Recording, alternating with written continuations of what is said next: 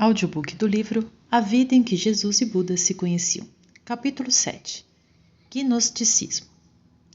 Não há nada bom ou ruim, mas o pensamento faz com que isso aconteça. William Shakespeare, Hamlet. Numa noite de inverno, alguns meses depois das conversas deste livro, comecei a postar a seguinte mensagem no Facebook, Twitter e no Yahoo, com grupos de discussão que falavam sobre meus livros e o curso. Também enviei para minha lista de e-mail logo depois.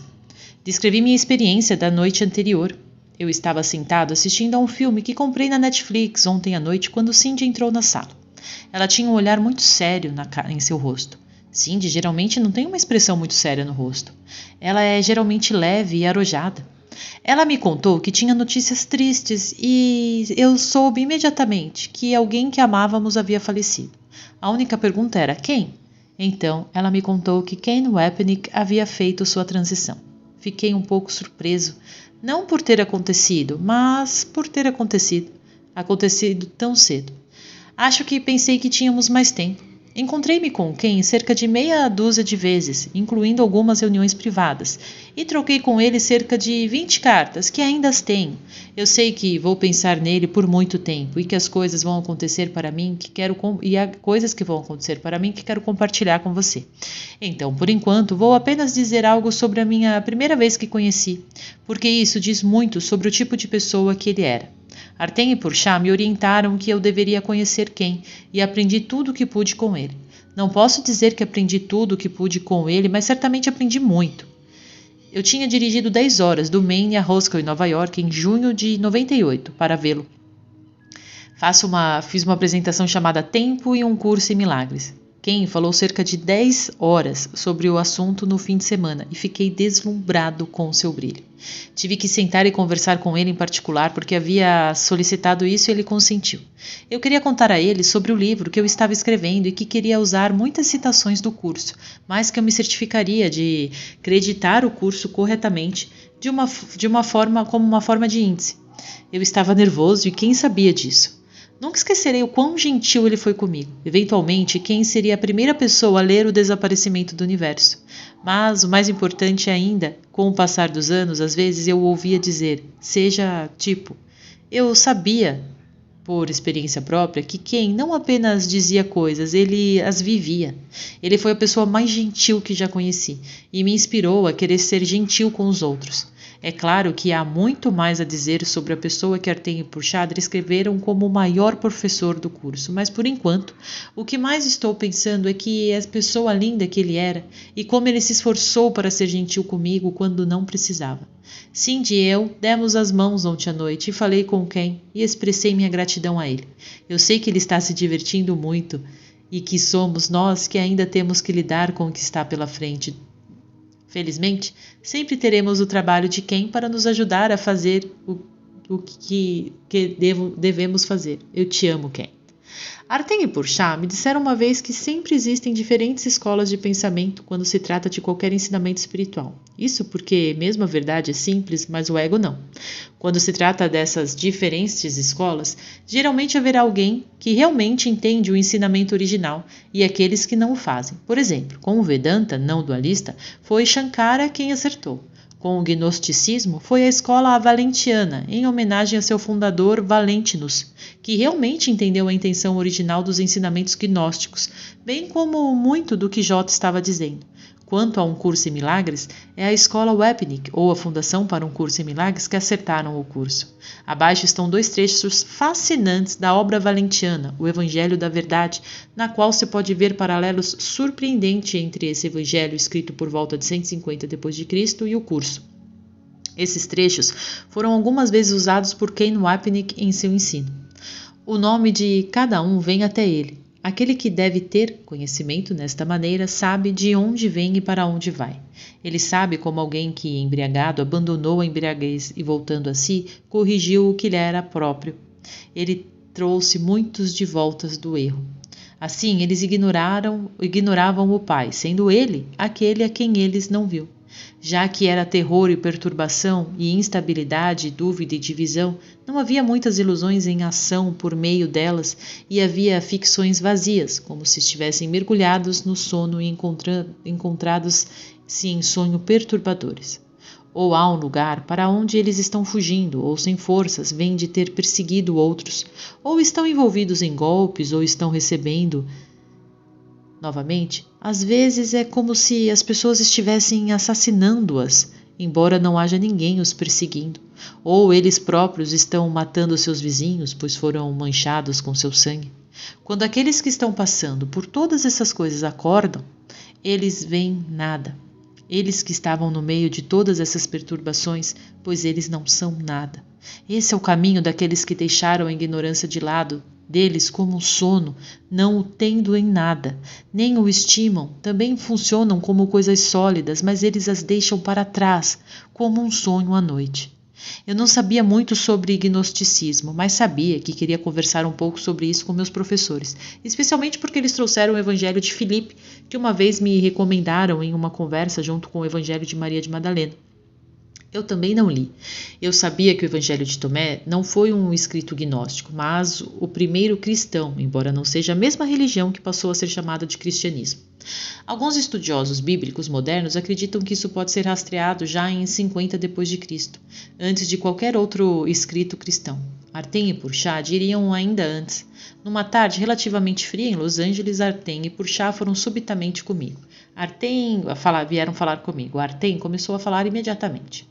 Artem: bem, irmão, não teve tempo de entregar o que aprendeu durante nossa última visita? Gary: algumas delas, mas era muita coisa para absorver. Artem: sim, e desde que você voltou para Salem, você teve ainda mais coisas para fazer. Pense sobre. Nota: no final de julho de 2014, trouxe Cindy de volta ao lugar onde nasci, Salem, Massachusetts, para dar a ela a chance de ver meu amigo reduto em North Shore, especialmente Salem e Beverly. A cidade onde passei mais ficamos no Hometown Hotel, um lugar onde eu costumava cantar e tocar minha guitarra quando eu tinha 22 anos, tanto como solista quanto mais tarde com uma banda popular. O hotel ficava próximo ao histórico Salem Common, do outro lado do Museu das Bruxas de Salem. Entramos no museu para ver e ouvir uma apresentação, que foi muito precisa, sobre o julgamento das bruxas de Salem e a histeria que foi criada na área em 1692 a 1693. Fiquei perturbado com o ponto onde eu tive que praticar o perdão da maneira como as pessoas podem projetar suas culpas inconscientes sobre os outros a ponto de executá-los, mesmo que o acusado não fez nada para merecer isso. Salem significa a paz e a ironia disso não passou despercebida para mim. Também fez-me mais consciente da dinâmica da projeção e de como a condição humana realmente não mudou muito nos anos de 300 anos desde então. Além desse triste pedaço da história, a viagem foi muito agradável. Hoje Salem capitaliza a coisa da bruxa tanto quanto possível, mas é uma atitude inteligente e a cidade é legal, com a mesma vibração espiritual que senti lá nos anos 80. Purchá: há uma citação que queremos que você use em algum lugar do livro. Isso é do Evangelho de Maria de Madalena. Abre aspas. Eu lhe disse: Senhor, o que permite ver-me uma visão? Vemos isso com a alma ou com o espírito? Ele respondeu e me disse: não se vê através da alma ou do espírito, mas através da mente que está entre esses dois.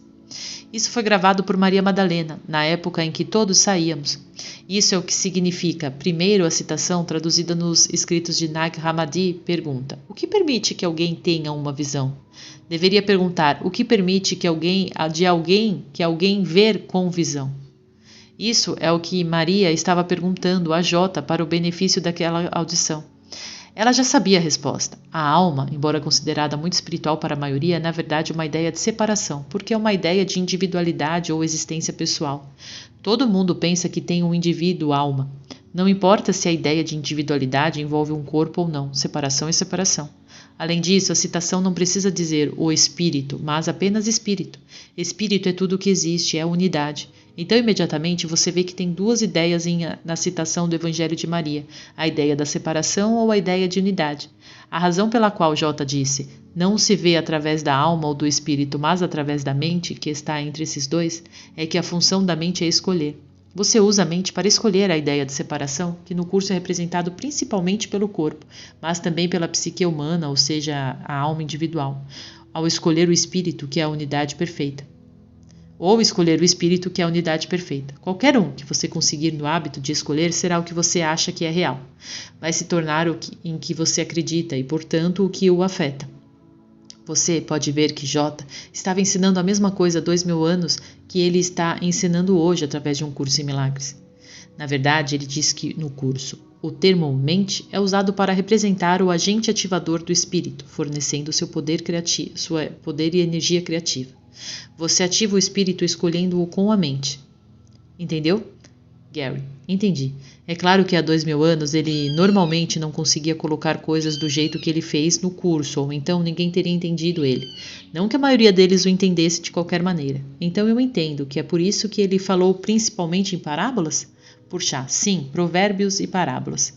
Agora o gnosticismo se tornou popular depois dos primeiros evangelhos de Tomé, Maria e Felipe, bem como dos posteriores evangelhos que você vê hoje na Bíblia, que estavam sempre sendo alterados.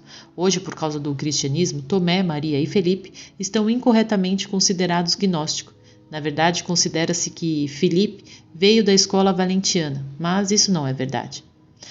A versão original foi pré-cristã e pré-gnóstico. Ainda assim, como lhe dissemos uma vez, em sua mente foi Valentino quem melhor entendeu J de todos os gnósticos. Valentino era nascido em Alexandria, onde pôde usar a biblioteca como J e seus amigos faziam. Gary: a biblioteca não pegou fogo? Porchá: sim, houve vários incêndios que causaram vários graus de danos, mas havia uma forma sobrevivente da biblioteca, chamada Serapion, até 395 d.C. ou até mais. Valentino fundou escolas, conhecidas como parte das escolas do gnosticismo sírio-egípcias, em Alexandria e Roma por volta de 150 a.C. Foi lá que o incrível Evangelho da Verdade foi escrito. Valentino era influenciado por um professor chamado Basílides, que também tinha escolas populares. Mas havia outros professores gnósticos, mas eles não eram tão bons em compreender os princípios de J. Foram os ensinamentos de Valentinos os mais influentes ensinamentos gnósticos até o final do século IV. Então, como temos dito, todos os escritos, exceto os principais evangelhos, tornaram-se ilegais e foram apagados. A razão pela qual mencionamos isso é que há um paralelo entre o gnosticismo e a nova forma de J nos mesmos ensinamentos em um curso em milagres. Algumas pessoas têm o dom de reconhecer o que os ensinamentos originais dizem. Como você sabe, no caso do gnosticismo foi Valentino. Seus alunos eram atraídos por ele porque reconheceram a verdade do que ele estava ensinando. Eles não foram até ele por causa da sua personalidade, mas porque podiam ver nele que ele não era dualista e eles concordavam com isso. No caso do curso, foi Ken Wapnick quem teve o dom de reconhecer o que era o curso. E hoje os estudantes são atraídos pelo trabalho de Ken, não por causa da sua personalidade, mas porque reconheceram a verdade no que ele estava ensinando em sua longa e prolífera carreira antes de fazer sua transição. O curso é não dualista, assim como o trabalho de Ken.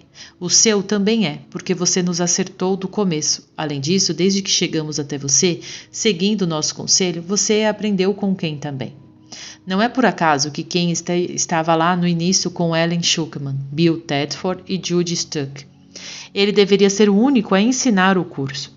Os alunos mais sábios aprenderam com ele. Outros acham que podem ensinar o curso, claro, melhor, mas não. Eles acham que Ken tinha apenas uma teoria possível do que o curso significava através da sua interpretação. Mas não é uma teoria. Existe apenas uma possível interpretação correta do curso. Diz o que diz e Ken ensinou o que dizia melhor do que ninguém. Gary, eu queria te perguntar, quem foi esclarecido? Porchá, sim, ele estava. Quem deixou a ilusão porque era a sua hora. Cada um tem um local e horário marcados para fazer sua transição. Você não muda isso tornando-se iluminado, o roteiro é escrito. Se você está iluminado, então você deixa seu corpo de lado pela última vez. Não é importante que quem tenha morrido no sonho. O que era importante era como ele estava olhando para isso. Ele disse no final, não estou morrendo, porque ele percebeu que o corpo e a personalidade que algumas pessoas pensavam dele não era ele mesmo. O corpo havia se tornado sem sentido para ele, como aconteceu com J. O mesmo aconteceu com Bill Tedford, o co-escritor do curso. Você sabe de Jude que ele foi iluminado. Nota: tornei-me um bom amigo de Jude Stuck Whitson, presidente da Fundação para a Paz Interior, editor original do curso, que, como Porchat apontou, estava presente nos tempos originais do curso, no início do curso. Jude me disse que acreditava que Bill foi o primeiro a se formar no curso.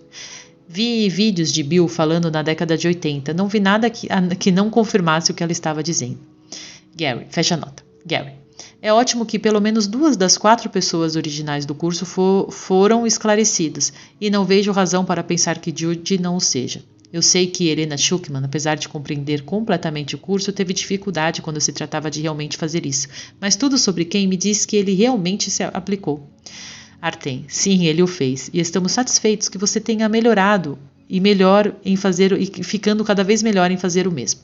Porchat: já que temos enfatizado tanto o não dualismo, você poderia ou gostaria de revisar brevemente os 4 degraus da escada para o não dualismo puro?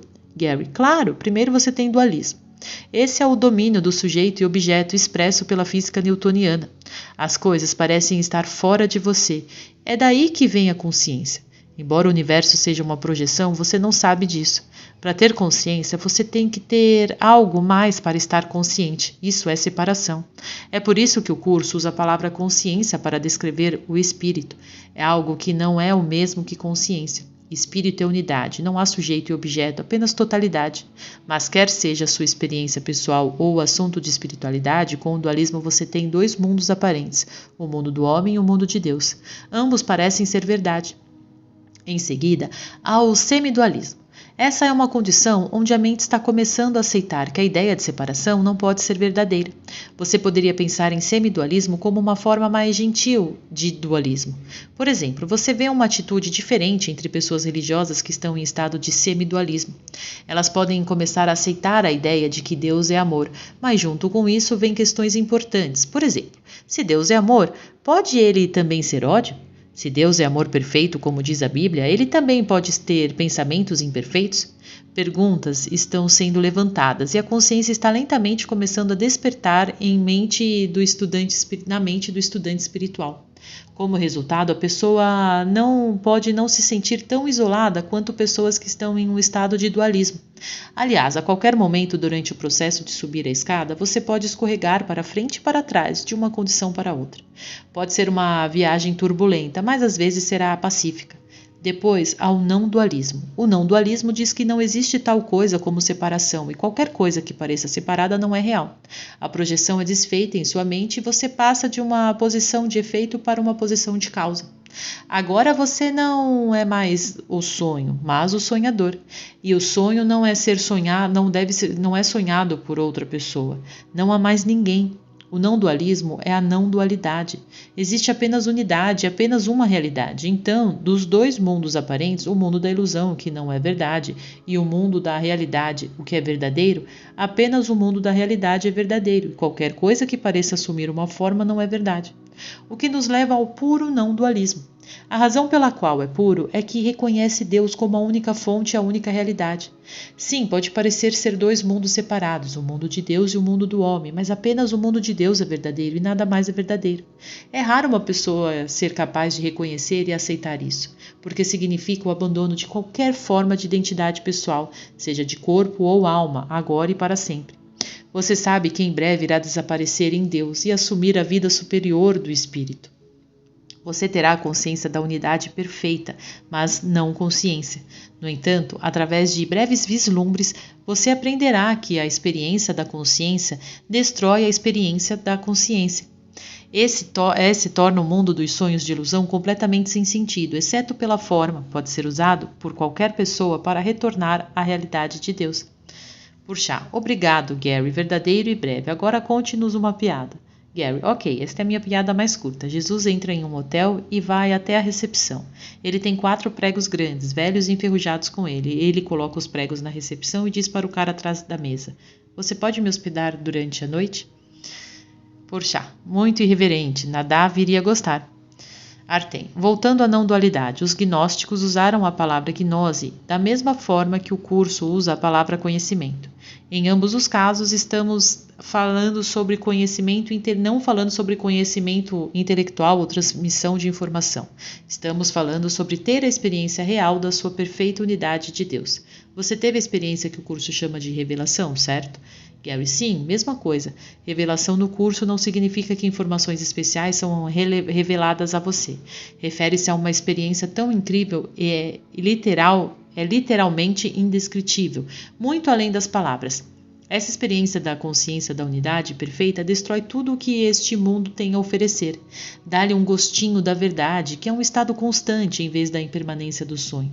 E você está dizendo que alguns gnósticos experimentaram a mesma coisa, uma realidade além do véu do universo ilusório? Artem, com certeza. Sempre houve pessoas que experimentaram isso, que isso pode acontecer com qualquer pessoa a qualquer momento. E você não precisa ser espiritualmente avançado para que isso te acerte de surpresa. Eu digo surpresa porque geralmente acontece quando você não espera. Então as pessoas que leem isso não deveriam perder tempo procurando por isso.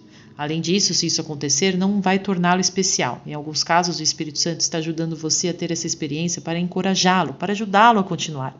Além disso, existem estudantes muito avançados que não têm essa experiência nesta vida, mas como eles sabem que já não o tiveram em outra, não faz sentido tentar descobrir por que isso acontece com alguns e não com outros. Apenas entenda que isso acontece com todas as mentes em algum momento ou outro. É um tipo de forma prévia das próximas atrações. Você tem uma noção de qual é a sua realidade eventualmente sempre será assim, fora do tempo. Gary, o aspecto orgástico disso também é incrível. Nós inventamos os nossos relacionamentos neste mundo como um substituto para o relacionamento que pensávamos ter perdido com Deus. Mas o sexo neste mundo não é nada em comparação. Isso é porque somente mentes podem se unir de forma permanente. Os corpos não podem realmente participar. Mas a união com Deus acontece através da mente, que, como você disse, ativa a experiência do espírito. Por chá, o curso descreve seu relacionamento com Deus tão intensamente pessoal e os gnósticos valorizavam essa experiência de gnose. Para conseguir isso, eles tentariam lembrar que o mundo é apenas um sonho, como você lê no Evangelho da Verdade. Para eles, o mundo não foi feito por Deus, mas por um demiurgo, que é aproximadamente equivalente ao termo ego do curso, e eles estavam tentando transcendê-lo e voltar à realidade, que foi chamada de pleroma, em alguns das tradições gnósticas. Mas os estudantes muitas vezes ficavam desanimados se a experiência da gnose não acontecia para eles, fazendo um falso ídolo da experiência, e ficaram desapontados se isso não acontecer. Não vai te levar, e ficar desapontado se isso não acontecer não vai te levar a lugar nenhum.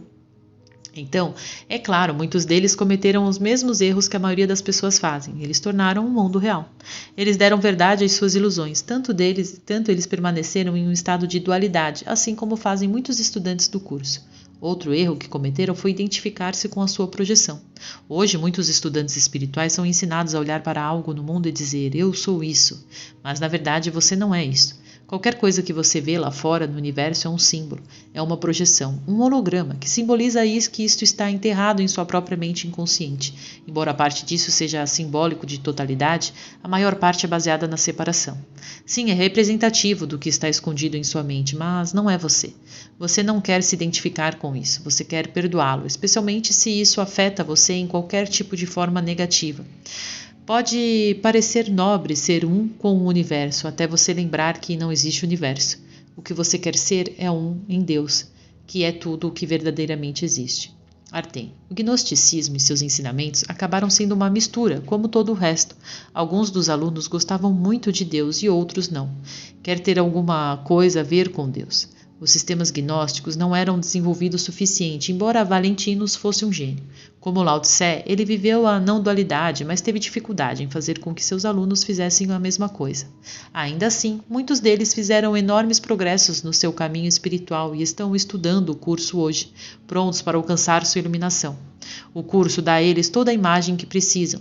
Se você olhar com cuidado, como nós veremos em nossas últimas visitas desta série, você verá que o curso não sai você com um monte de perguntas sem respostas. Que você não sai do curso com um monte de perguntas sem respostas. Ele conta o que existia antes do começo do tempo que lhe foi dado por Deus. Como você chegou até aqui, exatamente o que você pode fazer a respeito e para onde você está indo para casa e como parar lá? Não que o céu seja um lugar. É uma consciência que você precisa despertar, e como o Espírito Santo tem um plano que certamente resultará que isso aconteça para todos. Gary: acho que é frustrante para as pessoas porque o Espírito Santo pode ter todo o plano e como tudo vai se desenrolar. O Espírito Santo pode ver tudo o que pareceu acontecer ou acontecerá. O curso fala sobre uma cadeia interligada de perdão, então meu perdão está conectado ao perdão de todos os outros. Mas eu não posso ver isso e o Espírito Santo pode. Poderia J, Maria e Navidad veem isso? Puxa, sim. Quando você estiver perdoado tudo e sua mente estiver completamente curada pelo Espírito Santo, então, por definição, todas as barreiras de limitação, que limitam o poder da sua mente, serão desfeitas. Então, você está autossuficiente acima do campo de batalha, como diria o curso, para ver o quadro geral. Mas mesmo assim, enquanto você parecer estar em um corpo, você se concentrará em sua parte do plano e terá plena fé no Espírito Santo. Lembre-se, mesmo o J seguiu o Espírito Santo. O Espírito Santo não o seguiu. Gary: eu queria fazer algumas perguntas que outras pessoas perguntaram. Você mencionou que seria possível que uma bomba nuclear possa explodir em uma grande cidade em algum momento. Isso ainda é provável? E há detalhes? Além disso, aquele iraniano que você mencionou na primeira série de visitas, você disse que poderia usar armas nucleares contra nós. Ele parece ter desaparecido do mapa. Você estava errado sobre isso? Puxa, eu não estava errado. Artem estava, mas eu não. Estou brincando. Isso é o que você quer lembrar. Se o curso está ensinando que o que você está vendo no mundo é uma imagem externa de uma condição interna, então se você mudar a condição interna, a condição externa também mudará. Isso é causa e efeito. A boa notícia é que, por causa do curso, a divulgação em que você desempenha um papel, houve um perdão e cura suficientes. Lembre-se de que o ex-presidente iraniano não vai machucar você. Gary: ok, quais são as más notícias? Puxa, a má notícia é que o mundo ainda não passou por um despertar abrangente. A atual condição da mente é de conflito interior. Assim, a mente projetará eventos no sonho que simbolizam esse conflito. Isto torna não apenas provável, mas inevitável que, em algum momento, uma bomba nuclear explodirá em uma grande cidade. Lembre-se, o ego demiurgo quer ter eventos maiores e mais assustadores se desenrolando para induzir o medo. O medo torna real o que você está vendo e o julgamento que resulta disso mantém intacta a querida projeção do ego. Gary: suponho que você não vai me dizer onde e quando. Puxa, isso não seria sábio. O governo não vai evacuar uma grande cidade conforme você quiser. Portanto, não só não faria nenhum bem, como também criaria todos os tipos de aborrecimento e distrações para você. Em vez disso, atenha-se seu emprego. É como dissemos sobre o 11 de setembro. Se os alunos do curso não perdoam, quem o fará? Gary: outra pergunta rápida em relação à seção de saúde no último livro. É sobre 35% de peróxido de hidrogênio de qualidade alimentar, ou HP, que você me disse para usar para oxigenar minhas células e prevenir ou curar todos os tipos de doença. Por exemplo, você disse que o câncer não sobrevive na presença do oxigênio. Eu sei, HP é mágico, mas também sei que não há problema em usá-lo para ajudar o corpo a permitir a mente para curar o corpo. Então eu segui as instruções que foram dadas naquele pequeno livro que você recomendou, o 1 Minuto de Cura. Eu fiz tudo, regime, mas a maioria das pessoas me disse, o regime dito no livro, mas a maioria das pessoas me diz que não consegue. Eles não podem levar tantas gotas de HP. Há algum conselho? Artem: sim, o peróxido de hidrogênio ainda será eficaz na promoção da saúde, mesmo tomando apenas 9 ou 10 gotas por dia em água destilada.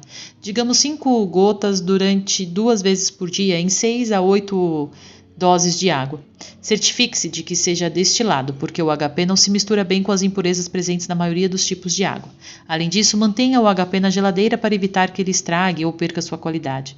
Mantenha a água fria também, pois isso deixará o HP mais saboroso. E tenha cuidado para garantir que seja 35% de qualidade de ter 35% de qualidade alimentar.